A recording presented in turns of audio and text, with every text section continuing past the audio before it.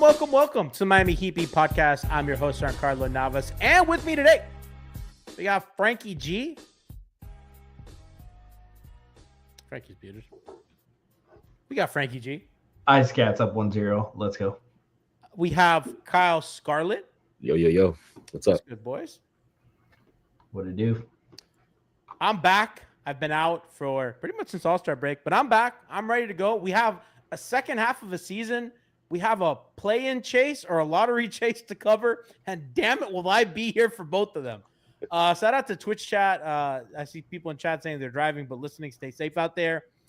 If you're in a car or you're in a plane, stay safe out there. If you have Medicaid or Medicare, stay safe out there. Know where your if you're in exit any rows of the areas of a measles outbreak, stay safe out there.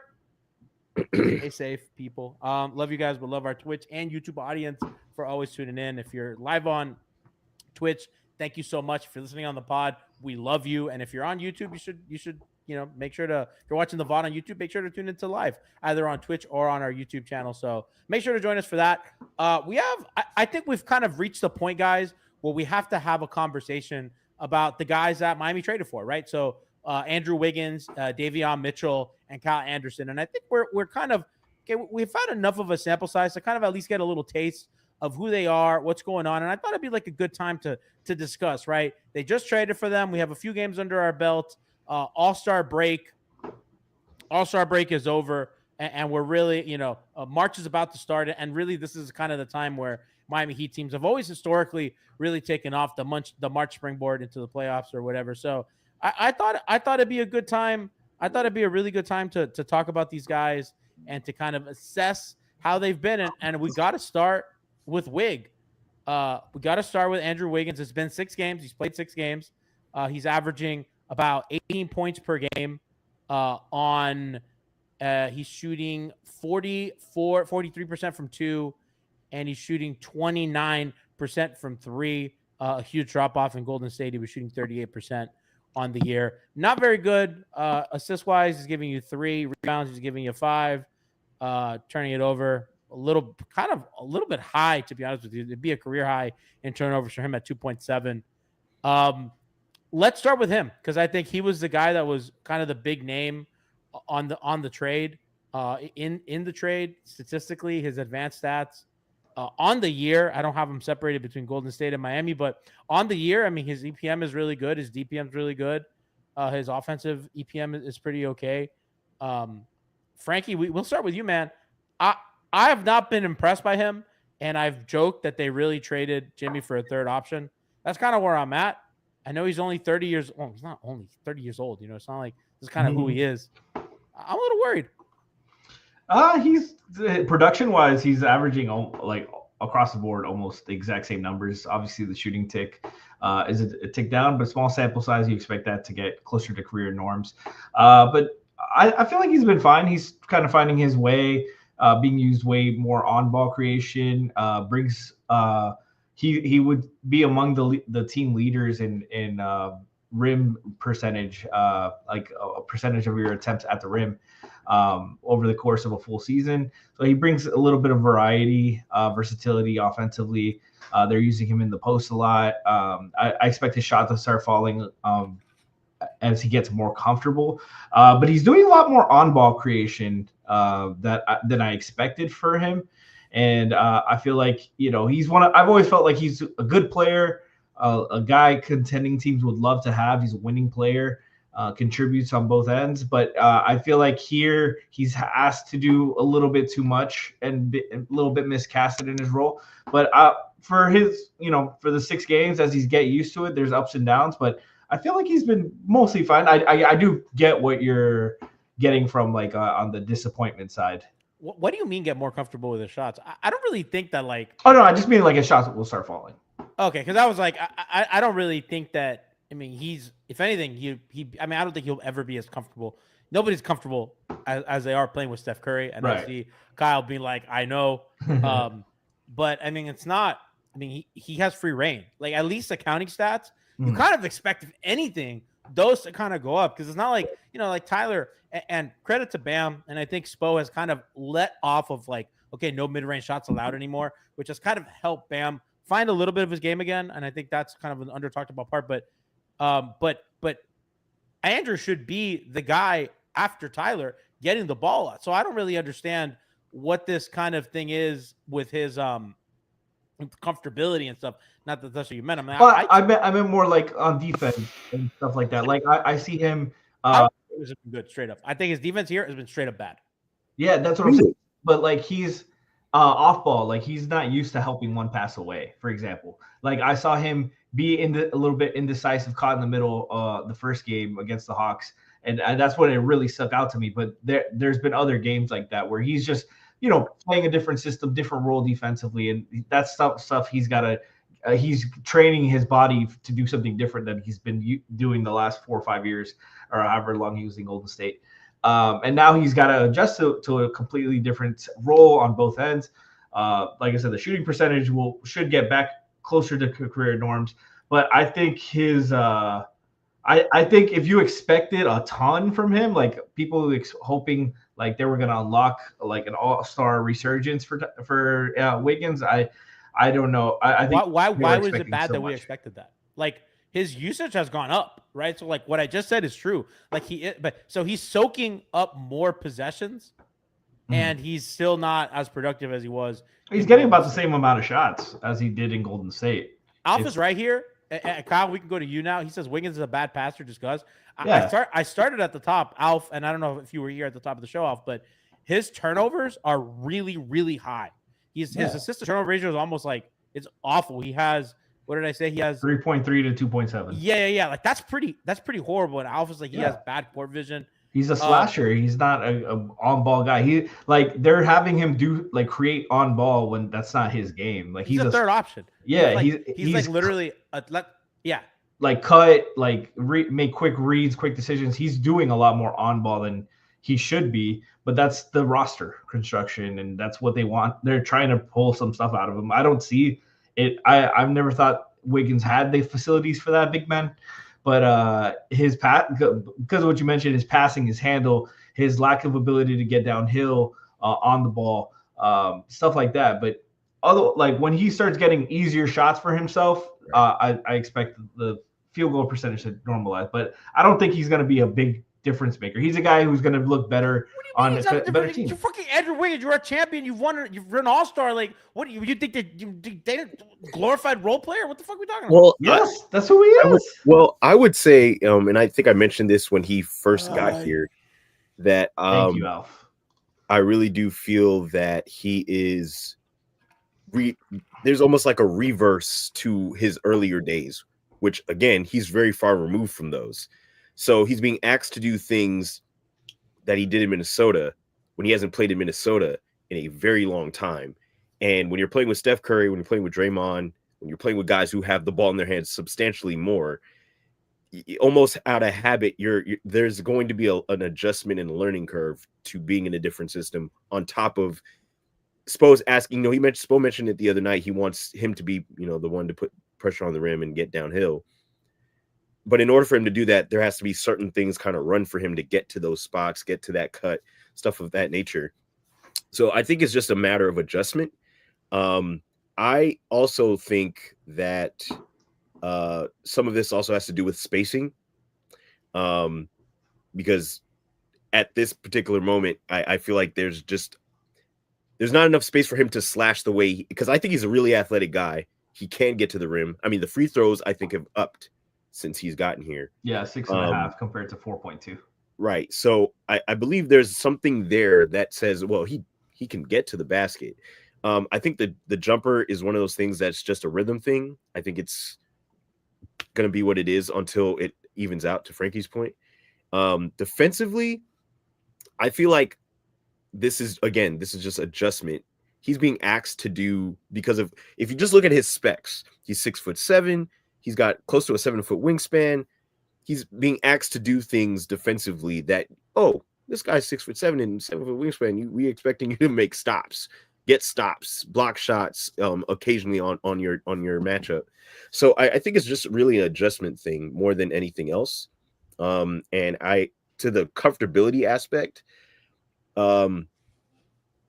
like it's so interesting to see habits change when guys get traded. Because you go from what you've been doing to being asked to do something completely different. And now you're like, wait, well, I hadn't had to do this either before or at all. And so, even the 3 looks awkward sometimes where I'm like, he wants to take the 3, but it's like, I'm going to take it because it's here.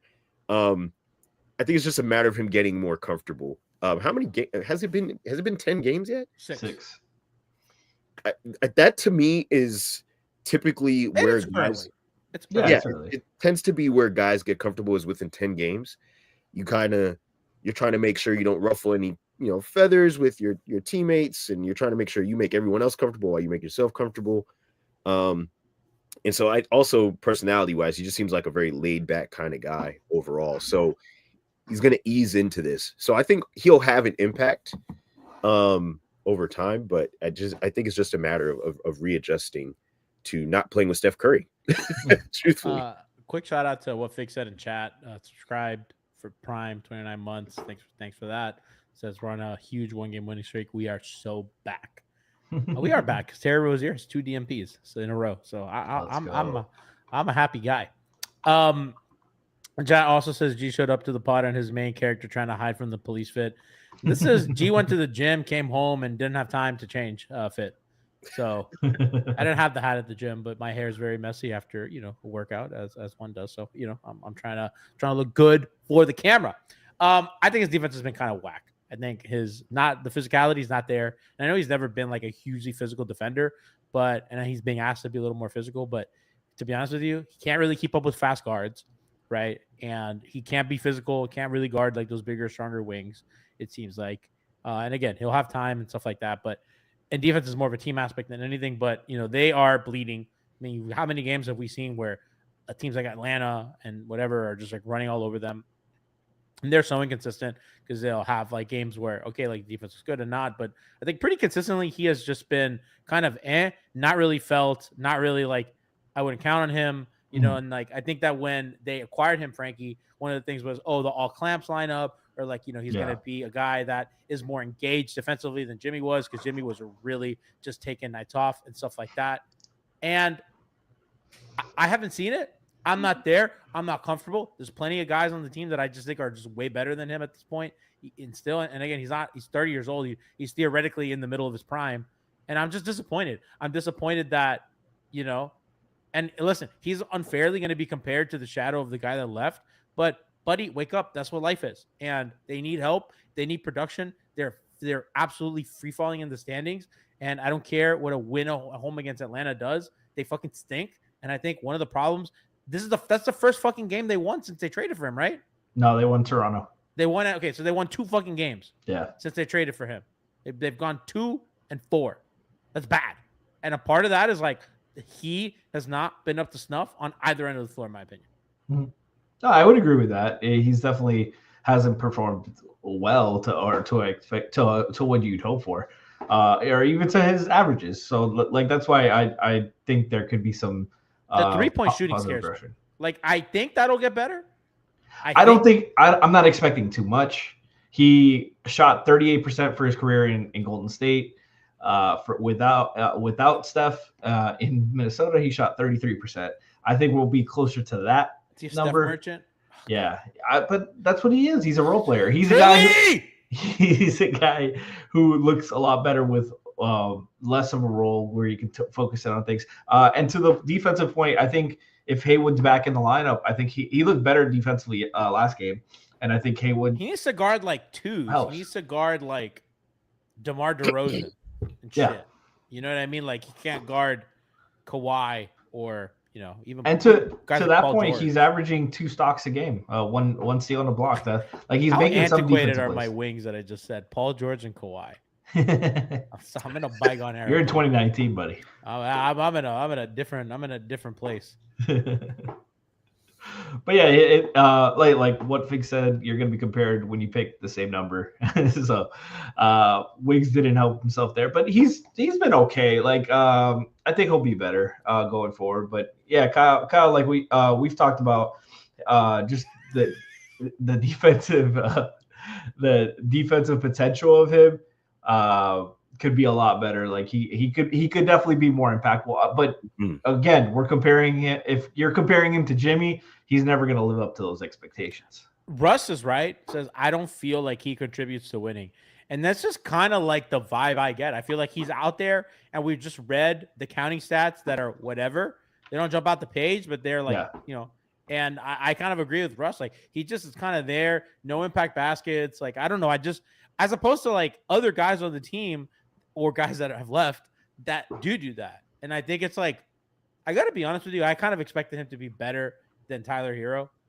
And really, yeah, I don't know why. And he just straight up Tyler Hero's is better than he is. No, he's just a what a world. What a world. Yeah, what a world. Kyle, unless you had anything else, I wanted to move on to Davion Mitchell, who is. Let's talk Davion Mitchell. Yeah, at chat. I mean, somebody else in chat said, "Why are you focusing on the second best player acquired in the trade?" Let's just says, dude, Davion, I love him. They've missed him. When was the last time? I gotta be honest with you. I don't think Gogi was as fast as this guy. No. I think he's the fastest point guard they've ever had. Man, yeah. I would say Norris, but Norris also Norris is also 4'3". I mean, Donovan kind of looks like it that when you look at the court. Donovan's a flat. Donovan's very Chad stocky. says I love my Raptor guards. Yeah. Well, we talked about it. Freddie in here. He's 6 feet. He's 6 foot even, and he's 205 pounds. So that's all. I saw somebody to say that they bark every time he gets a screen foul. I'm like, yo, he does, but like he's just that'd be beast. He's a dog. I mean, he really is a dog. Like we talked about this team lacking kind of like another dog. As far as like, especially from the point guard position, it's been a minute, and he's that. Like he fights. He is defensively for me, like that's the type of point guard you want. He fights over screens, and even if he gets beat because he's fighting over the screen, he gets back into the picture defensively. Like he just continues to go. And if he can get his jump shot anywhere to like 39%, I'm not asking. He's shooting 46% from 3. That's not real. A lot of that was helped by being like 7 for 8 last night. Not real. That's not real. But pleasantly surprised he's not Andre Iguodala. Right. Well, I mean, if he can now, I'm not saying this happens. I would love for it to happen. I would love to knock on wood and say that it happens. If he can shoot somewhere between 40 and 45%, just somewhere in the middle, like 42.5. From 3? To me, that from 3. Yes, from 3. He'd be like one of the best. No, we got to talk realistic. I would love for it to happen. I'm not saying we got to talk like 30 in the 38s. You know, like if he gives you 38, we are Davion Mitchell block party type shit out on Dwayne Wade Boulevard. And he plays up, right? Like when they switch, he plays up. So whoever he's guarding, he makes himself feel felt. The opposite of Andrew Wiggins, kind of like what I thought. Like I know that, and like you look at the counting stats in 7 games, he has 10 points. He has 10 points. We talked about the 3-point shooting. He's shooting 65% from 2, which everybody on this team sucks ass from 2. So the fact that guy is shooting really good from 2 is huge, and from 3, has 3.6 assists to 1.3 turnovers. He really does take care of that. So we look at the counting numbers, and they're not like they don't jump out the page, but like that other chatter said earlier, his stuff feels like it impacts winning.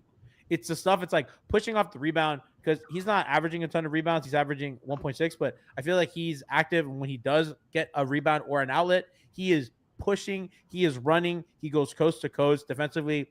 I think everything Kyle said, we agree. Just a guy at the point of attack is just, it kind of speaks to some of the Andrew stuff where, okay, we have a guy at point of attack and they have a legit 5 and they're playing 2 bigs and they're doing all this stuff. And why is the defense still like that bad? It's because like your wings now are just like bleeding and then the other guards or whatever. So Davion is kind of like the antidote, like how I feel compared to a guy like Wiggins, and that guy wasn't even in the Jimmy Butler trade. Did we have to trade him? Why couldn't we just bring him back? It was a great recovery. I love Davion, dude. I'm a huge only Davion 26. fan. I'm gonna throw that out there. I know. It's funny. I saw Sneaky somebody else old. today. Like people were like, "Oh, he's 26 years old," and I'm like, "What does that mean?" Like in the sense that he couldn't develop a little bit more. To me, that's the start between 25 and 30. Those are prime times to get better at your craft, basketball. I'll counter with this. Andrew Wiggins. Terry was here. I think that the way that, and I don't know Davion's journey to the league, but I do think that we see a lot of guys come into the league that are close to finished products because of the AAU circuits and everything. And these guys have been playing organized basketball for a very long time, and coaches have molded them for a while. So I think we know, like before, you used to have to wait till year 4 or something to like know, okay, like where's my guy trending? And like you don't get a guy like, getting like these really booming late career developments anymore because kind of they've played so much basketball, unless you have a guy like Embiid or Giannis that they haven't played a lot of basketball. So like by the time that they get to the pros, they've just played so much less. So their room for improvement is a lot more. I don't know Davion's like journey. I don't know if I'm not going to pretend to know. He played college ball for 3 years. He missed. Okay. He transferred, and so he missed a year. But he came out of the draft. Went into the draft as a 22-year-old senior. So Chat's right. They're like, who's the late bloomer point guard? Kyle Lowry. Both Raptor guards, Pitbull point guards, as Eric Reed would say. But I don't think that the way that the ecosystem works would like let a guy like that exist anymore. I was thinking Kyle and Jason Kidd and stuff like that, like developing like really like second career and stuff. But I don't even think that even matters. I think that like if this is who he is, that's really helpful. And I think that we sometimes conflate. I saw somebody on Twitter today say like Hassan Whiteside at the time of his max contract was better than Dwayne Wade, and it just kind of made it like very clear to me that people conflate like on-court like production to like what winning and like what matters. And like I think Davion will make like 4 to 5 plays a game. Not all of them show up on the box score. That absolutely change a quarter, flip a quarter, do stuff that actually helps you win. And to me, that tells me everything. That is more important than a bunch of like statistical like impact or like those counting stats or whatever. And the shooting percentages are really good, which is like what you want, right? Like you want the percentages to be good, you want the defense to be good, and then it's like those other things that don't show up in the box score, like that you're seeing, right? Like the shout out to Alf's eye test, like that you feel. Right, but we're also dealing with small samples because like you said, you read out his percentages, 55, 46, 80. If you take off just last game, it was 48, 33, 75. So that's what I'm saying. We're small. Yeah, we're dealing with really big really small samples here. But yeah, no, he's been great. Even like last night, a lot of it was quick open shots that he's was comfortable taking, and like as he gets more comfortable, he should be less hesitant to take those open shots, know where they want the shots to come from. But his transition offense, pushing the ball, we haven't had, like you said, Goran is the last point guard they've had that will grab a rebound or get a steal and push it and get a layup. And a layup, like we were watching a game last night after the pod, and somebody got a transition layup, and me and Kyle both go, damn, the Heat can't do that. It's literally Davion is like the first guy they've had in a while who could just take it himself. And it's refreshing to see. Like if this was the course of a full season for guards, he would be in the 87th percentile of getting to the rim for a point guard. And he's finishing at 80% right there. That would be 96th percentile. Obviously, you expect some of that to get back to closer to normal. But like what he's been so far on both ends, just the energy, the aggressiveness, the hustle, the deflections, the steals, the screen and maneuverability, like just somebody who can pick up offensive fouls, just being a pest on the defensive end. Like that's something they really missed. And he brings like some of their attitude back to them. Like he's so edgy, man. Bro, he's tough. They have been so fucking soft this year, and Davion is the opposite of that. He's like, and I've said this a lot. Like, I think Heat culture is like a wonderful media propagated marketing tool. However, there's some truth to it in a couple things. And I've said this for many years. It's Heat culture is the organizational stability that they've had from ownership down to the fucking video guys, right? That none of those guys are doing stuff for their job. They have job security, which allows them to plan for the long term and do things like the right way with time, and they're not, kind of hedging against their situation. And the other thing is like they genuinely do have a culture, right? Mm-hmm. And I think that you kind of see it, with Udonis, with D Wade, I think with Bam now. Jimmy, when he was here, like I think carried that really well with Gogi, all those guys. And that is an identity. And I think that when you have watched like these guys over the last like 2 years, I think we're like, who are they? Like they don't even look like an Eric Spoelstra team, right? They don't look like, I don't know who they are. And we've talked a lot on the show about the lack of charges and stuff like that. I gotta be honest, Davion, I think the only other guy on the team that I was like, that was the other two guys that I was like, yeah, like other than Bam, that are like, yeah, those guys have like kind of really like are the culture is Haywood Highsmith, who we know doesn't play a lot. And ironically, Duncan fucking Robinson, who actually goes, competes, takes charges, puts his body on the line. Yeah. I want to say something about him, and I don't want to make this about, but like that guy fucking talks to people. He jaws at people. There's chippiness like Duncan. And it's like, how is your like skinny white boy the one that's doing that? Right. And I think Davion brings them that. It's like a physicality, hit hard, hit fast, talk shit. Like that's what it is to have like the Heat identity. And I think he brings that, and they've missed that so much. I hate that he's a free agent. Also, I think one of the things that I noticed is he finds seams and finds Bam. Like that has been missing for a long time, where on the roll or where like off a screen set, he's finding Bam to get easy shots. Mm-hmm. And kill him. And it's helpful to have a point guard. God, it's helpful to have a point guard. You need your smalls to help your bigs. This is basketball 101. We're going back. We're going back to basics. And he does that, right? Like he is. I'm not gonna throw any, because we are dealing with small sample sizes, but that's what you want from a floor general, right? You want them to settle down your team, to tell everybody, hey, look, let's chill a little bit. Like I've watched over the last games where he's done that, right? Where he's gotten the ball out of bounds, and he's like, look, you do this, you do that. Hey, you get here. Hey, set this here. Yeah. You want that from your point guard, and you want him to help your, especially if you have a defensive minded big, you want your point guard to match the identity. There's some matching here, and it really helps. So that's been great. And he made a lot of pocket passes to Bam last night. They got him some easy shots. Just simple. I'm saying simple basketball, but some of it is difficult to produce, because doing it consistently is not always easy. Especially for this team. What's simple is a plan, right? You're just like, okay, we're gonna pick and roll with our bigs, with our guard and our big, and we're gonna kind of get our guard in motions with using his speed and his shooting, and we're gonna get our big guy easy shots.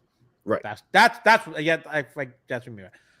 Quickly, not a lot of sample in 19 minutes. Davion, Bam, and Duncan Robinson plus 24 per 100 possessions. Stop the count.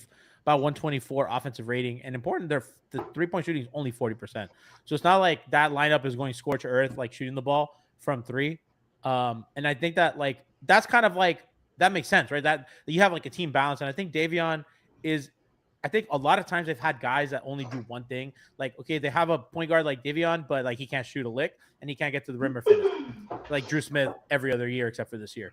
He's kind of like Drew Smith, but like he's like upgrades. Upgrades. I see the vision of like a backcourt rotation of Davion and Drew Smith. I'm kind of in on that. I agree with you. I see it. I see the future, Spo. Hopefully they can keep him. But I would like Davion. I know we just talked about his playmaking. I like to see it more. Obviously, I don't know what the ceiling is on his playmaking and stuff. And I think he could be like Duncan, where you make simple reads. I don't even think he's as good a passer as Robinson, but right. I do think that like that, can you hit that pull up, or can you hit that gap and get to the rim? And then if you could do that, when that guy steps up, are you going to be able to get across? Like, can you kind of slide by the nail help? Can you get Bam shots that way. And like those are going to be built-in options, like 1, 2, 3. If that guy on the strong side, if they come and help, can you hit that corner guy consistently? Yeah. And not that like you need an offensive diet of like what can Davion Mitchell do off the dribble. Not at all. That's where the fucking Andrew Wiggins guy comes in, and he needs to be, as Al said, better playmaker and kind of have that stuff so you have synergy with your best players. But I certainly think that like I'd like to see a little bit of an uptick, and you kind of see how much you can push that, right? So that you kind of know, okay, like the theoretical limits of like what this guy can do consistently. And I think that would be kind of ideal for him. Yeah, and his usage is, I just looked it up. He would have the second lowest usage on the team after Haywood. And he shouldn't have more. He shouldn't have like a huge uptick. But when, especially since Tyler's been so good on ball, but he gives Tyler a little break and lets Tyler play off ball, which is a strength of him. Like we've seen Tyler struggle, like having to do it all game, every game. So it brings a nice little counter, not just complimentary on defense, but what he brings offensively as well. Dude, I love what Russ says. He says he plays like he loves basketball, and it's refreshing to see. Yeah, and not that it's just because it's their two fast point guards. It reminds me a little bit of Tyrese Maxey, where like there's like a joy in like what they do and stuff, and like I mean he competes way harder on defense than Tyrese Maxey. But I agree with Russ. I think that he is a guy that like you clearly kind of see like it's like plays desperate. Shout out to Samus Fendiari and Andy Liu. He's pure love of the game kind of guy, pure love of the game kind of guy. Let's move on to our final of our 3 acquisitions, and probably the least interesting of the 3, and maybe the most frustrating or not. To you, excuse me. Kyle Anderson. He has played 86 minutes. The Heat are -10 per 100 possessions with him on the floor. They have an offensive rating of 95, and that's not good. He has been. I think he's had a couple moments where you look at him and you say, okay, like he's a guy that can help them. Especially kind of he plays a position of need for them because they're pretty short on wings right now. He's averaging a crispy 5 points a game for Miami, shooting 40% from 2 and 33% from 3. Not doing much for you there. Guys, I think he's playing because I guess it's him or Jaquez. I don't even know. I mean, like they don't have like a lot of front court depth. I would rather play Haywood Highsmith over him, frankly. Russ is like, this poor guy was supposed to be behooved. Correct. But yeah, man, I'm not a fan. None of the metrics would say that he's helping. Maybe he's helping a little bit defensively, but Franky, or I guess Kyle, I don't know. You seemed excited. You could start. Go ahead. Well, I liked Kyle during his like early like draft time. Like I liked him when he got drafted to the Spurs. I thought he was going to be a long time Spurs guy because he fits IQ wise. How long ago was that? Oh my God. He played with Tim Duncan. Oh my God. That's how long ago. It's been a minute ago. 2015. Yeah. I thought his IQ is high. So defensively, I think he's that's more where his game is. And passing wise is one of the things that I think he does really well. He does find guys in spots. I do think that's kind of where his best game is. I didn't expect anything offensively, to be honest with you. Like that was the furthest thing from my mind. But I thought that they would get some size playmaking and being able to move the ball and kind of guard on the switch. His nickname is SloMo, but he does guard pretty well. He does move his feet, which is hilarious if you consider his nickname. And so I think that's the interesting aspect of him is he's a unique guy where you're like, dang, the metrics don't tell me. They're stuck with him too. Like, and he has part of his contract is non-guaranteed. Right. So I think there's something there. If I was going to say anything about his impact, I would love for him to kind of I think Nico is somebody who could learn from him as far as like defensively and maybe adding some elements to moving the ball. And I think Nico out for the year. No, he's definitely because of the hand. But yeah, he might be able to make it for playoffs. I believe. 4 weeks, they said. Yeah. Playoffs. What you're talking about? But I do think there are elements of IQ that could be learned. Yeah, he's just really smart guy. I agree with the switching stuff. I just don't think they switch enough to really like utilize that. And I know they've done a little bit more lately. I would, and I think it's hard given the construction of their team. And I think when you play Robinson and Hero that many minutes together, I think when you play a guy like Ware, it becomes difficult to switch more. So I like switching. I've always been a fan of switching. I don't like the drop. I understand why they play it. Um, I think that I think as a helper, he's like okay. And I think like really what they need is they need help defense, right? Like I think they have solved some of the on ball stuff, right? And except for Andrew, who's a little bit leaky. Obviously they're gonna still have holes, but I don't really think that like wing defense was ever their problem. But they certainly need help at the wing. Like they need those wings to be helping the guards. And those wings need to be like stunting on those pick and rolls. They need to show hard. They need to close out. And I think we see like he isn't quick. So when Miami is in rotation, he's behind, right? And I think that we see that a lot. And again, you kind of have to split the baby a little bit because you play guys like Tyler, like Duncan, that you need. How do you make up for that? And I think in the past they've really gone with speed and ball containment to the best of their ability. But then you can't staple those less so defenders to like Haywood and Davion all the time, right? Like so a guy like Anderson, I think is like fine. I think defensively he's okay. Probably not what they need. I think they need a little bit more physicality, a little bit more umph. And that's kind of funny to say for a team that plays two bigs, but they're just really not physical. And I actually don't think the two bigs has really like helped their defense. Ironically, I think it's like helped their offense more than anything. And I like the switchability. They're two bigs. The defense is elite and the offense is awful. Really? Yeah. Well, Johnny's eye test fails. It's like but hold on, wait a second. That's also because like this guy's shooting fell off a cliff. No, it was always bad. Even was it always bad? Yeah, it was like 103 so funny. rating. Wow, I was so right in a cosmic way, and I just said that I was wrong. That's so funny. I'll never doubt myself again. I'm the GOAT. You will. No, but I agree with you for first off on the I would rather play Haywood. That's so funny. You're so right. Oh my god. I would rather play Haywood or Jaime over him. But as a break-in case of emergency guy, slow down on Jaime. Well, I just think Jaime because he's young. But like Kyle said, like this is a great guy, a vet that could teach Jaime and especially Nico about the importance of playing at your own speed and controlling your pace and like how to be effective in doing so. Like a guy who's carved out a 10+ year career doing so, being called SloMo without having the craziest athleticism on either end, but he uses his size. He's got 7'3" wingspan. He's got a humongous head, like mega mind there. Smart player. Like chat saying that he shouldn't be in when they go zone. I actually think that's one of the parts. Like if they're gonna go zone, that actually helps him. He can hide in on the wing. No more zone guys.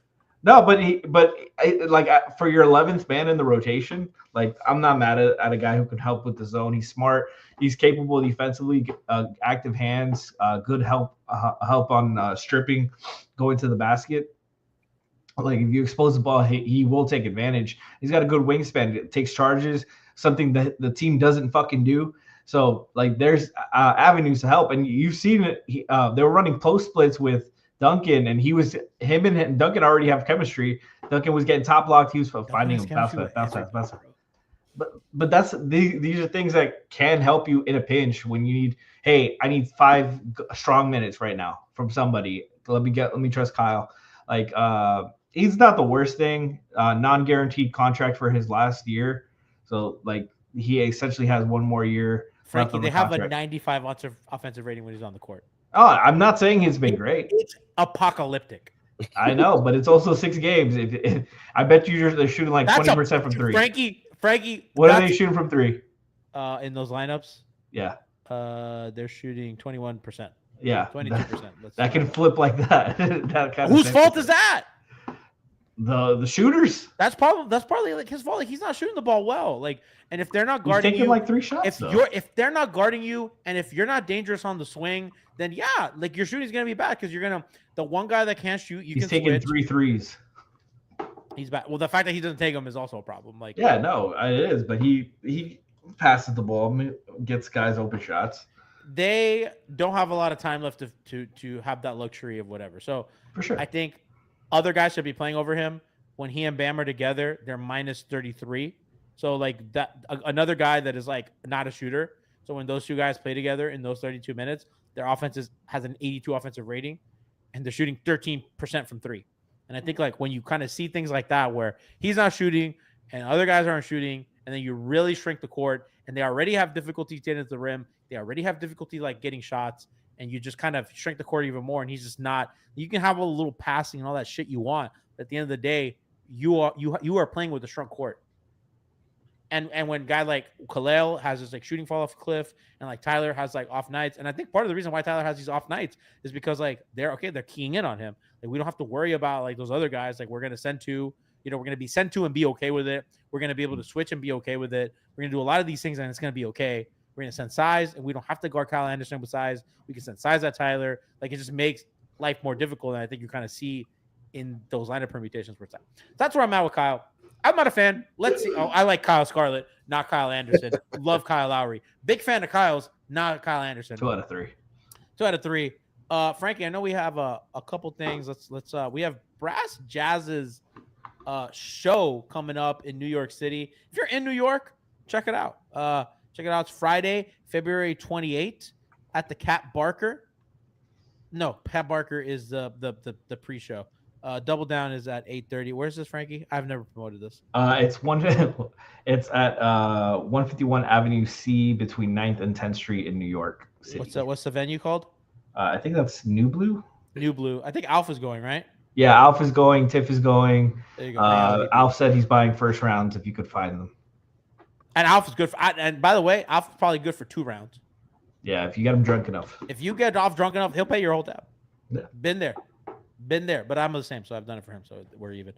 Support Brass. We love Brass. He's family. This is I said a lot. Everybody who comes through this is family to me, and Brass is. I saw Brass last week. It was great. We went to Joe's Stone Crab with him and his family. Had a delightful Stone Crab dinner. Met his children who had a chocolate fudge sundae, which was we all slandered Terry Rozier together, just me and Brass's family. Even Brass's 13-year-old son. Brad showed us a picture of you with him and his kids. I was like, G looks like his stepson that won't call him dad. Brad's a lovely wife, a lovely family, so go support. Genuinely the GOAT. In more somber news, if you have been listening to Heat Beat for a long time, you would have remembered Hangover Time, and if you know Hangover Time, you know Light Skinned Opinions. A panelist of ours who was on Hangover Time regularly and was also on our sister show, Light Skinned Opinions, Chris Maddox, is he's in hospice for cancer right now. His family has set up a GoFundMe. I know that we already asked you to help with Brian Goins' family, but if you have a little bit in your heart for an ex-Miami Heat Beat member and who's done stuff with us and 5 Reasons Sports, I know that the link is live on our Twitter account. Alpha's retweeted it, so on Twitter at MIA Heat Beat. Chris Maddox is a great guy. Obviously met him many times, spent a lot of time together, did many shows with us. Hopefully, nothing to say about a cancer battle and a great man in hospice who has a wife and child. So no easy way to transition in and out of that, but sending prayers to Chris, sending prayers to his family. And if I donated already, if you have it in your heart to give a little bit, I know that a lot of you really came out in support for Brian Goins, and Brian hasn't been on, but I want to tell you that somebody who was at the funeral, I mean, you guys made that happen. And you guys kind of helped get Brian's dad a send-off. So thank you guys from the bottom of my heart. I love Miami Heat Beat. I love all my friends that I've made. And more importantly, I love the community and not to get sappy, but Brian at his dad's funeral gives me a hug and he's like, I can't this wouldn't have happened if not for everything that we've done. Like the community that we built means so much to me. And this is the reason why we're able to be here. So, I know that we are silly and we talk about basketball. We make fun of Terry Rozier, but man, this is family. This is love. Like I love you guys, and I know we all do. So we will see you. I don't know. Trying to cheer you up a little bit. Way to go. I don't know, Frankie. Are we? I don't know if we're on tomorrow for Indiana Pacers. We might be, but we will be here for New York Knicks on Tuesday. So Sure. for sure we'll be there. I'm also going to be on Knicks Film School pregame show on Saturday. Ooh. I believe that drops on Saturday. So yeah, so be on that, and we'll see you guys either Friday, probably Sunday, most likely Sunday, maybe Friday. We'll see how that goes. And make sure to check out the Court of Gold interview Moose and I did with the director of the documentary on Netflix. It's on Moose did a YouTube. great job. I'll give you guys a quick backstory so you guys can laugh on the way out.